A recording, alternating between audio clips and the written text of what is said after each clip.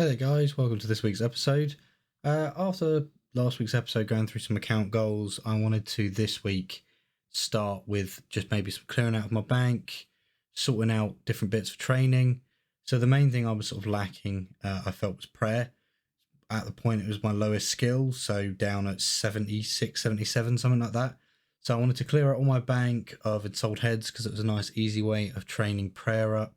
I'm in the process of working towards doing buckets of sand for my giant seaweed, to do crafting and just general sort of cleanup and reorganization of everything, and sort of making me focus more towards sort of skilling goals and what I need to progress the account in terms of like maybe gear upgrades that I can craft, like Zenite jewelry and stuff like that.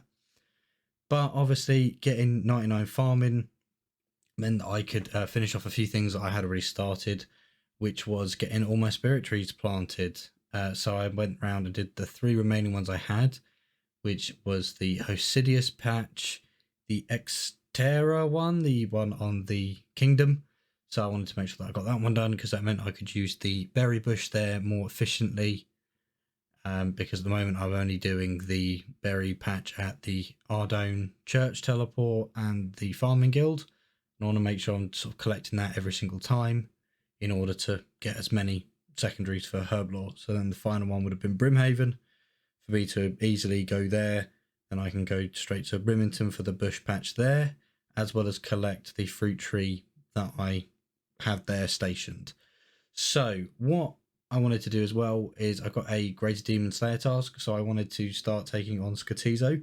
Stacked up 30 or so totems, and I wanted to make sure that I was putting those to use in this task. I was hoping for a black demon, because I could have done Skotizo and then gone to demonics, but thought I'd start off with just, you know, the totems I had and clear that out.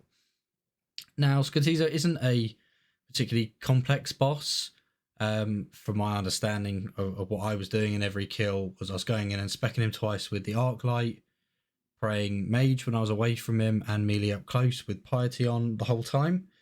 And then partway through the fight, he will spawn, or the pillars around the arena will stack up. If you're using the arc light, you'll deal 100 damage guaranteed to clear those straight out. As long as there's 2 or less, I think is fine. I think it's when it gets more than 2 of the totems are up, you have to go around and smack them. Otherwise, you do decrease damage based on how many totems are left up. He does have some little spawn, like demons and Anku and things like that he spawns.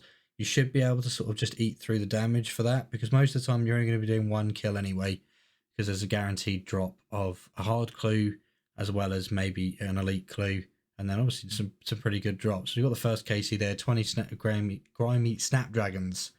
So now I'm going to pass you on for the rest of my KC. Enjoy.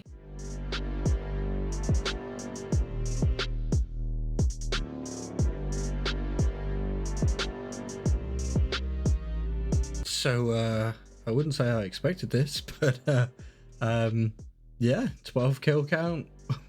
We got Skotizo. So yeah, great. We have already got on the collection slot, you'll see the Dark Totem, so it's pretty cool. Skotizo, not a high drop chance, or no, quite a high drop chance, I think. So yeah, great pet to have. 3rd pet on the account, only PVM pet, 2 others are skilling pets, so you know, great. I'm really pleased with that. So yeah, no, on with the rest of the kills. Hopefully we get a few more Dark Totems as we're going along, and we can get a few more, maybe even a free Onyx, or even the jar, you know, because why would you not want the jar? I can replace my Kraken jar, which would be great in the POH.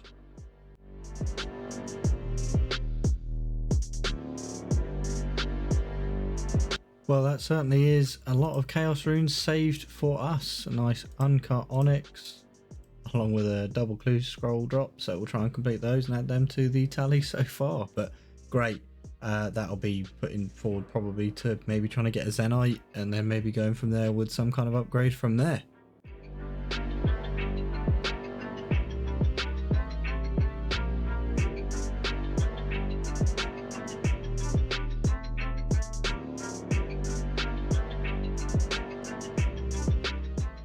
So, as I mentioned with that Skotizo drop at 12 KC, I had already got the Dark Totem on a couple of kills before that.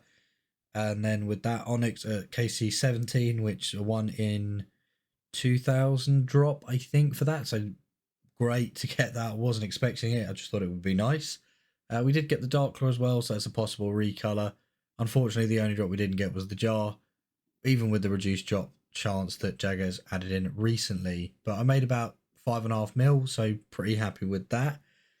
And that has meant that I can return to adding in a load of clue scrolls at the end of a video. I picked up a few random beginner, easy, and mediums from doing mining, as I've gone back to doing mining of amethyst for my AFK activity.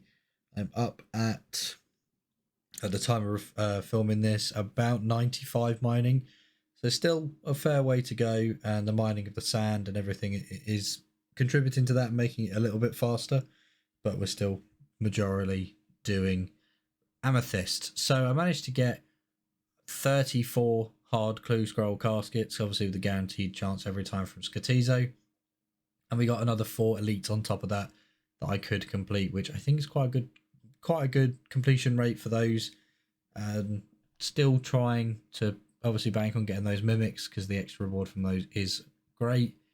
Now we're fast approaching, getting the unique reward out of the hard clue scroll caskets. I'm not quite sure on the number that we need for that, but obviously this is just adding a huge amount of alcohols predominantly to the account. We did have got a couple of uniques so far, like the Zamorak Coif and stuff like that, but again, they're not things I'm going to be using regularly, as obviously we're mostly using the Slayer Helm if I'm going to be doing anything that's not on a Slayer task. I already have plenty of different coifs, so it's just nice to get them for the collection log. But obviously most of these are coming in at a fairly good price. I'm not unhappy with the amount I got out of them. It definitely pushed me towards a few more collection log slots, which ultimately is the goal with doing all of these clue scrolls. It's not something that I'm doing just for the sake of doing it or for the money from them. I am eventually wanting to try and get as many collection logs item slots as possible. And obviously hard, it seems to be the one that I get the most of out of all of the different caskets. But I'm not going to complain about that, because obviously plenty of rune items, plenty of runes, as even though I did that massive rune crafting grind, I do seem to be going through runes at a fast rate. So I will need to probably go back and do some more of that at some point. No ultra rares from those 34 odd hard caskets, and some very standard elite caskets, getting a duplicate of a unique that I already have and finishing it off with a dragon cane. Did think that was to do with some kind of master, but it actually wasn't. We did get one master clue scroll out of those. I did take a look at it, did I think 5 steps, and then couldn't do the last one. So it was quite frustrating from that end, just missing out on doing those hard clues. But we're on to the next lot, and hopefully we get some more in the future. But for now, that's it for this episode. Until next time.